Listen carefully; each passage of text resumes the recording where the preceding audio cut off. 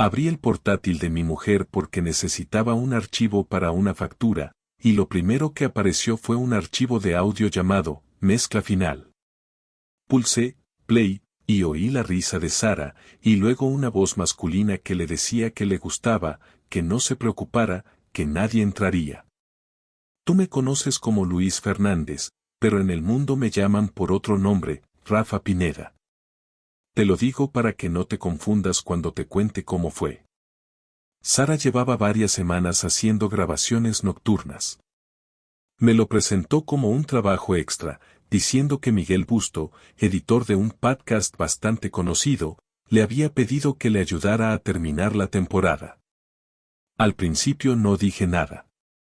Pero empezó a ocurrir con mucha frecuencia, 3 o 4 noches a la semana, y ella volvía con una mirada extraña, no por cansancio, sino como después de una fiesta. Y me di cuenta de que, nada más llegar, se duchaba y dejaba la ropa en la lavadora. En esa grabación de audio del portátil no había nada evidente. Había una pausa. Cerré el archivo, lo volví a abrir, rebobiné buscando un contexto que no existía.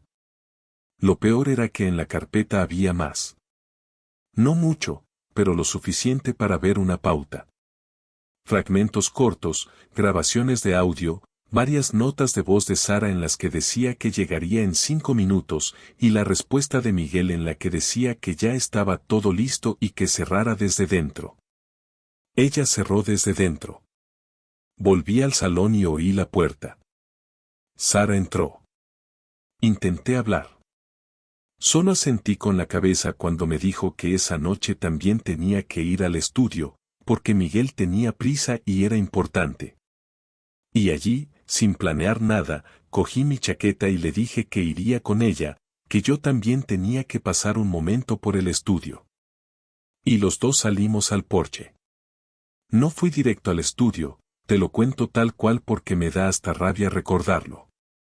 Antes, en el portal, me paré frente al videoportero comunitario. En nuestro edificio hay un sistema que guarda clips cortos, por seguridad, y el administrador nos pasó una app para ver quién llama, si hay paquetes, esas cosas. Yo nunca le hacía caso.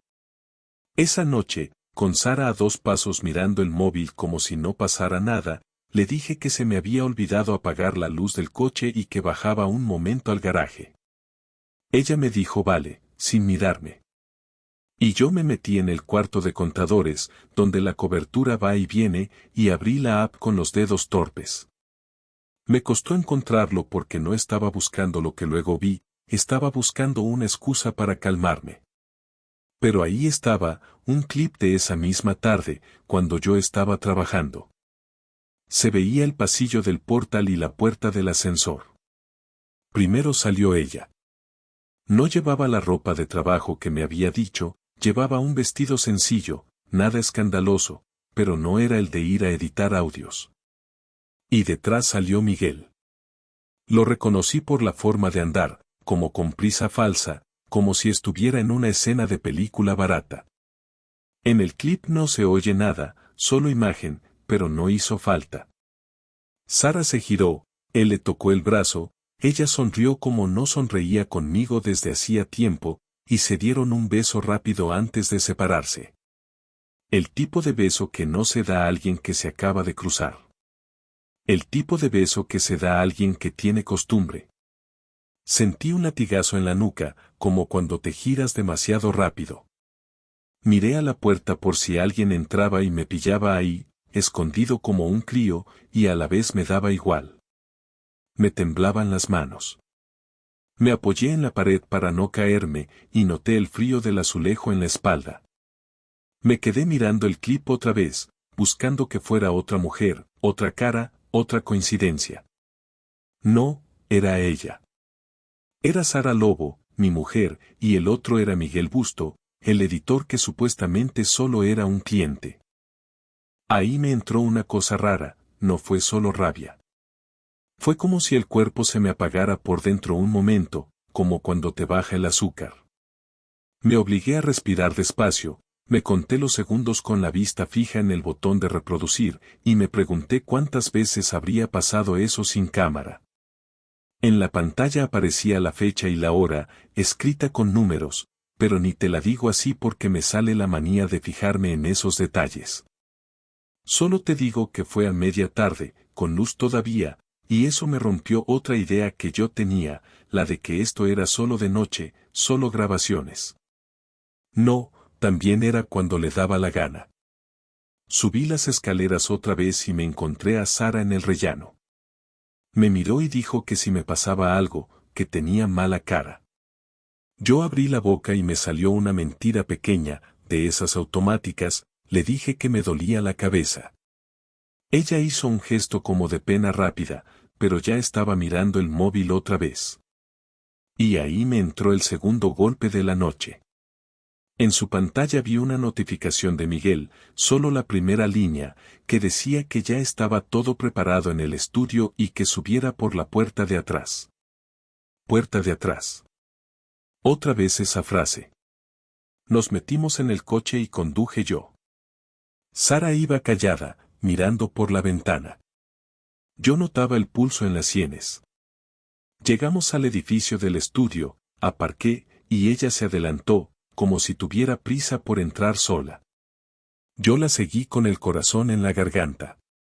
Y cuando llegamos al pasillo, vi que no iba hacia nuestra sala habitual, iba hacia la pequeña, la que tiene el cristal esmerilado en la puerta.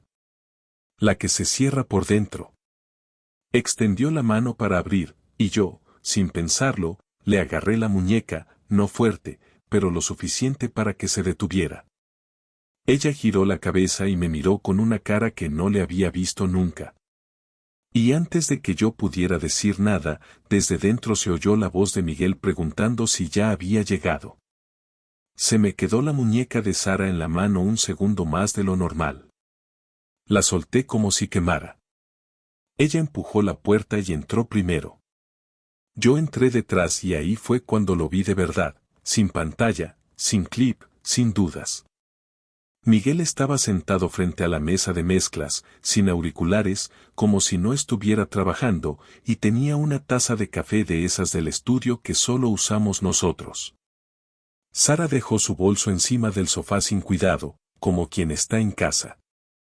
Miguel se levantó y durante un instante se quedó quieto, como si no supiera qué papel jugar. Yo no grité. No sé por qué, quizá porque si gritaba confirmaba que estaba perdiendo el control. Solo dije su nombre, Miguel, y noté que la voz me salió más grave, como si me hubiera tragado arena. Sara dijo que qué hacía yo allí, que eso era una locura.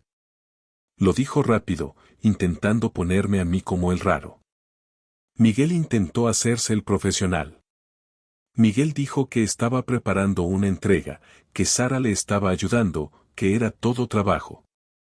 Y mientras lo decía, se colocó la camisa, como si de pronto recordara que tenía un cuerpo. Me fijé en una cosa absurda, en una marca roja en su cuello, justo debajo de la mandíbula. No era un corte, era una marca de piel apretada. Me la quedé mirando como si fuera un cartel luminoso. Yo me acerqué a la mesa y vi el proyecto abierto en la pantalla. No era un episodio de podcast. Era una carpeta con el nombre de Sara y una fecha. Dentro había audios cortos que no eran de trabajo, eran pruebas de voz, susurros, risas, mensajes. No voy a entrar en detalles porque no hace falta. Me bastó con ver el nombre de mi mujer etiquetado ahí, como un material que se guarda. Sentí calor en la cara, y tuve que apretar los dientes para no decir algo de lo que luego me arrepintiera. Sara dijo que parara, que me estaba montando una película. Y ahí, por primera vez, la vi asustada de verdad.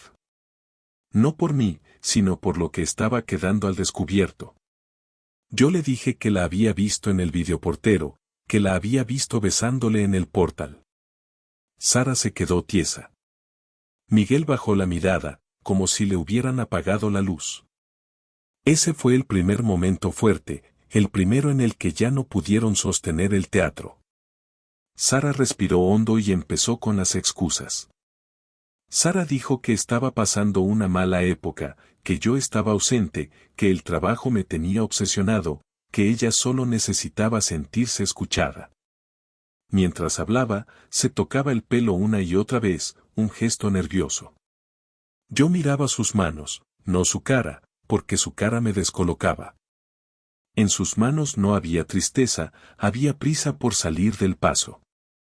Yo le pregunté si era la primera vez. Lo solté seco, como una piedra. Miguel se movió hacia la puerta, como si quisiera desaparecer. Sara dijo que no me fijara en él, que esto era entre nosotros. Y luego dijo lo que me terminó de hundir. Sara dijo que había empezado como algo tonto, solo hablar por las noches, grabar cosas, reírse, sentirse viva, y que luego se les fue de las manos. No dijo una noche. No dijo un error. Dijo que había empezado y que luego se les fue. Eso, dicho así, es una confesión de tiempo. Yo noté que me sudaban las palmas. Me las limpié en el pantalón, sin querer, como si estuviera manchado. Le pedí el móvil. No se lo arranqué, se lo pedí. Sara dudó. Miguel dio un paso y luego se paró, como si temiera que yo hiciera algo. Sara me dio el móvil y yo vi, sin buscar mucho, una conversación larga, con días, con mensajes borrados a medias, con llamadas. Había notas de voz de Miguel que no eran de trabajo. Y había una cosa más, la revelación que me dejó frío. Un mensaje de Sara a Miguel diciendo que esa semana yo estaba fuera 2 noches, que podían quedarse en el estudio hasta tarde, que ella ya tenía la llave nueva. La llave nueva. Yo miré la cerradura de la puerta del estudio, la que se abre con tarjeta. Nosotros teníamos 2 tarjetas, una para cada uno. Si había una llave nueva, alguien había hecho una copia o había pedido otra. Y eso no lo haces por accidente. Eso lo haces cuando piensas seguir. Levanté la vista y le dije a Sara que me lo explicara, que me dijera cuándo pidió esa tarjeta, a quién se la pidió, cuánto llevaba mintiéndome en la cara al volver a casa. Sara abrió la boca, pero no salió nada. Miguel aprovechó para decir que él no quería problemas, que él y Sara ya lo habían hablado, que esto no iba a afectar al trabajo. Lo dijo como si yo fuera un cliente enfadado, no un marido. Yo sentí que me temblaba una pierna, una vibración tonta, y me apoyé en la mesa para no caer en ese ridículo de parecer débil delante de ellos. Entonces Sara dio un paso hacia mí y me tocó el brazo, buscando calmarme. Ese contacto me dio una especie de náusea. Retiré el brazo y le dije que no me tocara. Sara se quedó con la mano en el aire, como si la hubiera dejado colgando. Miguel miró el reloj, nervioso, y dijo que iba a salir a por agua. Yo le dije que ni se le ocurriera moverse, que no pensaba quedarme a solas con Sara mientras él se iba a esconder. Y en ese momento escuchamos pasos en el pasillo, alguien venía hacia la puerta del estudio, alguien que tenía llave. Sara me miró con los ojos muy abiertos, y yo entendí que no era solo Miguel el que entraba allí de noche. La puerta se abrió un poco y apareció Dani, el técnico que alquila la sala de al lado algunos días. Venía a recoger un cable que se había dejado. Nos vio a los 3 y se quedó cortado. Yo aproveché esa interrupción como si me hubieran dado aire. Le dije a Dani que luego hablábamos, que cerrara al salir, y Dani se fue sin hacer preguntas, pero con esa cara de ya he visto algo raro. Cuando la puerta se cerró otra vez, me di cuenta de que esto ya no iba a quedarse entre 4 paredes. No te voy a decir que esa noche me volví un estratega perfecto, pero sí hice algo que no esperaba de mí. Me fui del estudio sin montar un espectáculo, me subí al coche solo y conduje hasta casa con las manos agarrando el volante como si fuera un salvavidas. En cuanto entré, lo primero que hice fue abrir el armario del dormitorio y sacar una maleta. No para irme yo. Para marcar el terreno. Metí ropa de Sara sin doblarla, con movimientos rápidos, como si así me sacara de dentro la imagen del beso. Me dolían los hombros de la tensión, notaba los músculos duros. Luego hice la parte aburrida, la legal. Llamé a una abogada que me recomendó un compañero del sector, una mujer seria que no se anda con cuentos. No le conté drama, le conté hechos. Le dije que había pruebas, videoportero, audios, mensajes, y que necesitaba protegerme. Me pidió que esa misma noche separara cuentas si teníamos conjunta. Teníamos una. Yo entré en la app del banco y transferí mi nómina a una cuenta personal que tenía medio abandonada. No dejé a Sara tirada, no hice locuras, pero sí dejé claro que no iba a financiar el teatro. Me temblaban los dedos al poner el código, me costaba leer la pantalla, y aún así lo hice. El segundo movimiento fue en casa. Cambié el bombín de la cerradura, algo sencillo, de ferretería, y dejé la llave de Sara dentro del buzón, con una nota corta escrita en un papel sin adornos. Le dije que esa noche no entraba. Que al día siguiente hablábamos con calma, en un sitio neutro. Puse la cadena interior aunque ya no hacía falta. Me senté en el sofá y me quedé mirando la pared, notando mi propia respiración, como si la casa se hubiera quedado más grande de golpe. A la mañana siguiente, antes de ir a trabajar, hice lo que más me costó. Avisé a 2 personas del círculo del estudio. A Vi, que lleva la gestión de reservas, y a un socio pequeño que tenemos en un proyecto de producción. No les conté detalles morbosos. Les dije que había un conflicto serio con Sara y Miguel, que necesitaba que revisaran los accesos, que nadie usara el estudio fuera de horarios acordados, y que hasta nuevo aviso cualquier sesión nocturna quedaba cancelada salvo que yo estuviera presente.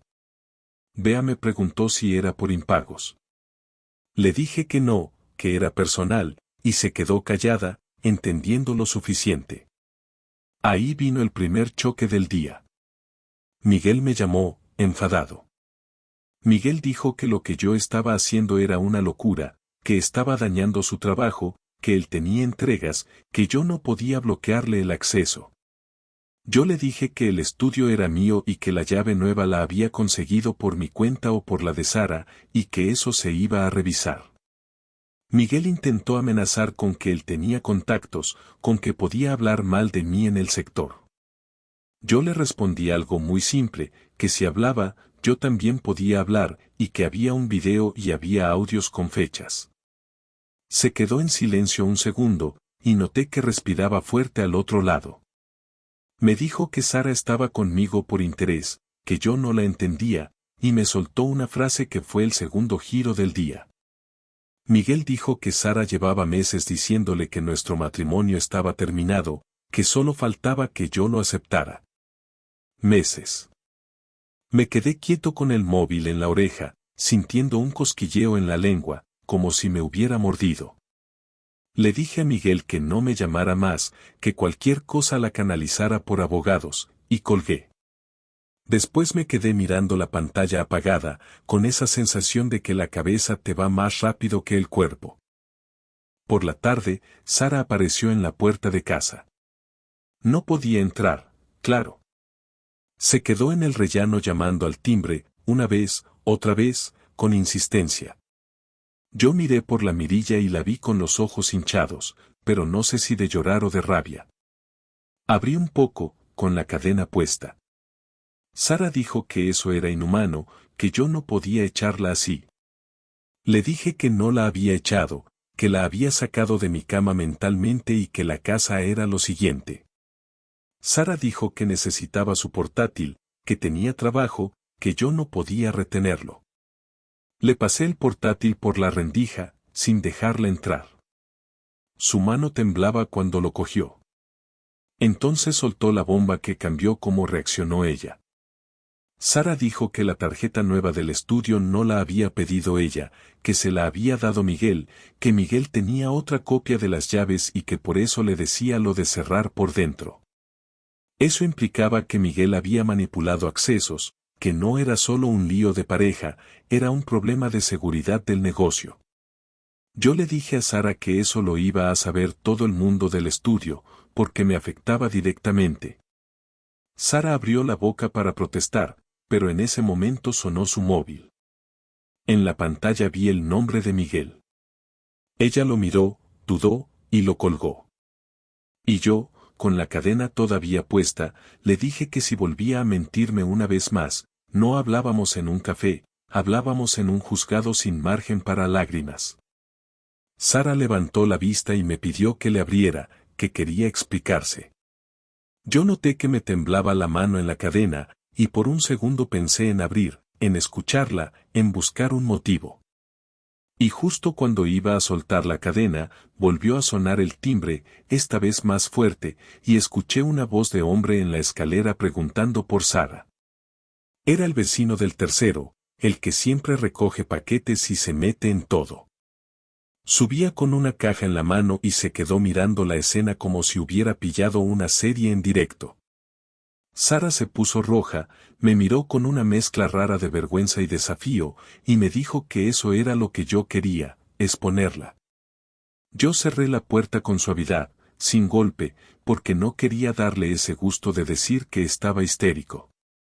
Me apoyé en la madera, respiré una vez, y le dije a través de la puerta que nos viéramos al día siguiente, en una cafetería cerca del estudio, a media mañana.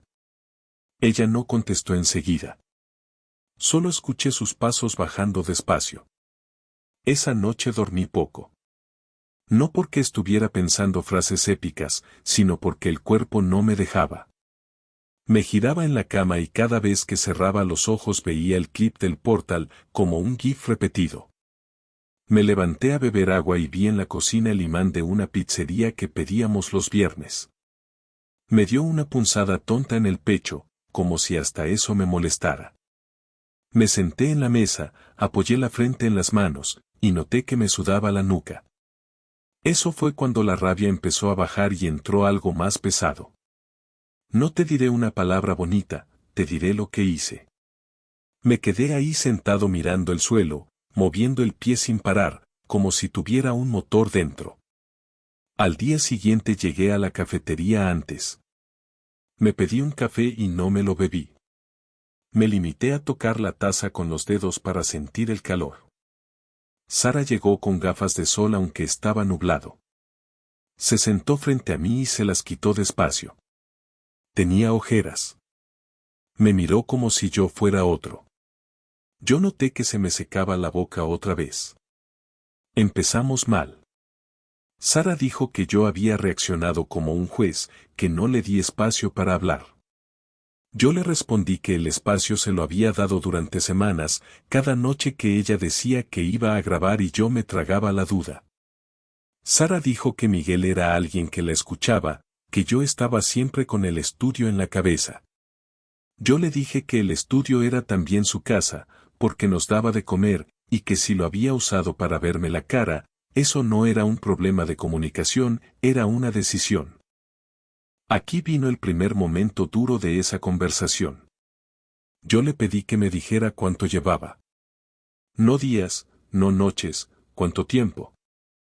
Sara miró la mesa, se tocó el borde de la servilleta, y dijo que había empezado hace menos de un mes. Yo casi me creí eso, hasta que saqué el móvil y le enseñé una captura que había hecho de su conversación con Miguel, la de la tarjeta nueva y las 2 noches que yo estaba fuera. Sara se quedó quieta. Me miró y dijo que yo le había revisado el móvil. Yo le dije que sí, que lo había hecho, y que no era el acto más bonito de mi vida, pero que ahora mismo lo feo era el contenido, no como lo vi. Sara tragó saliva. Se le movió el cuello como cuando intentas pasar una pastilla. Y dijo lo que me confirmó que no fue un desliz de una vez. Sara dijo que se habían visto varias veces en el estudio, y también fuera, y que al principio se decía que era solo para sentirse acompañada, pero que luego ya no supo parar. Varias veces. Esa frase me golpeó en la frente, como si me la hubiera escrito con rotulador. Yo agarré la taza para no apretar el puño. Noté que me dolían los dedos. Miguel no estaba allí, pero apareció de forma indirecta en el segundo giro. Sara dijo que Miguel le había prometido cosas, proyectos, un podcast propio, que iban a montar una productora pequeña, que ella iba a salir de mi sombra. Eso me hizo daño por un motivo simple. Yo nunca pensé que ella estuviera en mi sombra. Siempre la presenté como mi socia, como la persona que hacía que el sonido quedara limpio y que las entrevistas tuvieran alma. Y escucharla decir eso, aunque fuera repetido de Miguel, me hizo sentir como si hubiera fallado sin saberlo. Me apreté el puente de la nariz y respiré por la boca, porque si hablaba en ese momento me iba a salir una frase cruel. Luego llegó el momento en el que la rabia ya no servía para sostenerme. Yo le dije que no podía seguir, que no podía llegar a casa y preguntarle cómo le fue el día si yo sabía que el día podía incluir un beso en un portal. Sara empezó a llorar, pero no fue un llanto limpio. Era un llanto cortado, con pausas, como si quisiera controlarlo para que pareciera razonable. Me pidió otra oportunidad. Me dijo que lo dejaba, que lo bloqueaba, que si yo quería cambiaba de trabajo, que lo que fuera. Yo le dije que una oportunidad no se pide con un historial así. Le dije que si de verdad quería arreglarlo, el primer paso era decirme la verdad completa, sin maquillaje. Entonces le pregunté por dinero, por el equipo que Miguel tenía en el estudio, por esos micros nuevos que yo había visto y que no estaban en nuestra lista. Sara se quedó muy quieta y me contestó despacio. Sara dijo que ella había comprado parte de ese equipo con nuestra tarjeta, que Miguel se lo iba a devolver, que era una inversión para el proyecto. Yo sentí que la sangre me subía a la cara otra vez, pero esta vez era una mezcla de rabia y cansancio. Porque ya no era solo lo emocional, era lo concreto, lo que luego te toca pelear con recibos. La conversación se volvió práctica. Yo le dije que íbamos a separarnos. No lo dije como amenaza, lo dije como quien dice que va a llover. Sara abrió los ojos muy grande y dijo que no, que eso no, que podíamos hacer terapia, que esto se arreglaba. Yo le dije que si quería terapia, la hiciera para ella, porque yo ya estaba en otro punto. Saqué un papel doblado, un borrador de acuerdo que me preparó la abogada, con reparto provisional de gastos y una fecha para que ella recogiera cosas de casa con alguien presente. Sara lo vio y se le quedó la boca abierta. Me preguntó si yo ya lo tenía decidido desde la noche anterior. Yo le dije que lo decidí en el portal, cuando vi el beso. Sara respiró fuerte, como si le faltara aire, y me soltó su última carta. Sara dijo que estaba embarazada o que al menos tenía un retraso y que por eso estaba hecha polvo. No sé si era verdad o un intento. Me quedé helado. Sentí un golpe en el estómago, como un puño pero por dentro. Le pedí que no jugara con eso si no era real. Ella dijo que no estaba jugando, que no lo sabía, que tenía miedo de hacerse la prueba. Yo me quedé mirando sus manos, temblaban. Y ahí, con ese tema flotando entre los dos, me di cuenta de que la decisión ya no era solo separar camas, era decidir qué clase de vida íbamos a tener a partir de ese minuto. Sara me acercó el papel y me dijo que no iba a firmar nada hasta saber lo del retraso. Yo vi su bolígrafo sobre la mesa, y vi mi firma a medias en el documento, y noté que me costaba tragar saliva, porque cualquier palabra podía romper algo que ya estaba roto, pero aún podía empeorar. Salimos de la cafetería sin resolverlo del todo, pero con una línea marcada. Esa misma tarde, Sara se hizo la prueba. Me escribió un mensaje corto diciendo que era negativa. Ni una palabra más. Yo miré el móvil y me quedé sentado en el borde del sofá, con el aparato en la mano, notando el pulso en la muñeca. No me alegré. No me puse triste. Fue una sensación plana, como si el cuerpo me dijera que ya no tenía energía para cambios bruscos. Quedamos 2 días después en casa, con la abogada presente por videollamada y con mi hermano en el salón, no por show, sino para que todo fuera tranquilo. Sara entró con una maleta pequeña, la misma que yo le había preparado, y me miró como si estuviera entrando en un sitio ajeno. Yo le di una lista de cosas que podía llevarse ese día y otra lista para una segunda recogida. No le quité sus cosas, no hice venganzas infantiles. Pero sí dejé claro que la casa era mi espacio por ahora, porque el alquiler estaba a mi nombre desde el inicio del estudio, y porque ella tenía una opción inmediata, quedarse con su hermana en Carabanchel hasta que se organizara. En cuanto al estudio, ahí también hubo resolución. Revisamos accesos, cambiamos tarjetas y denunciamos internamente lo de las copias no autorizadas. No fue una denuncia penal ni nada de película, fue lo que toca cuando un negocio tiene llaves circulando. Bea se encargó de registrar quién tenía qué, y Miguel se quedó fuera. Él intentó montar ruido, mandó un correo diciendo que yo estaba usando mi vida privada para sabotearle. Yo respondí con un mensaje corto, sin acusaciones, diciendo que por seguridad y por incumplimiento de normas internas no podía usar el espacio. Y ya. La gente del sector no es tonta, cuando alguien escribe demasiado es porque está nervioso. Miguel y Sara intentaron seguir con su proyecto por su cuenta. Me enteré porque un cliente me llamó preguntando por qué Sara le ofrecía servicios desde otra dirección y si era verdad que el estudio cerraba. Esa llamada fue el cierre definitivo para mí. Le dije al cliente la verdad mínima, que el estudio seguía y que Sara ya no trabajaba conmigo. Esa misma tarde, Sara me escribió enfadada diciendo que yo la estaba dejando sin trabajo. Yo le contesté que su trabajo lo había puesto ella en juego cuando mezcló cama y mesa de sonido en el mismo sitio. No fue una frase bonita, pero fue la primera vez en semanas que sentí que decía algo sin temblar.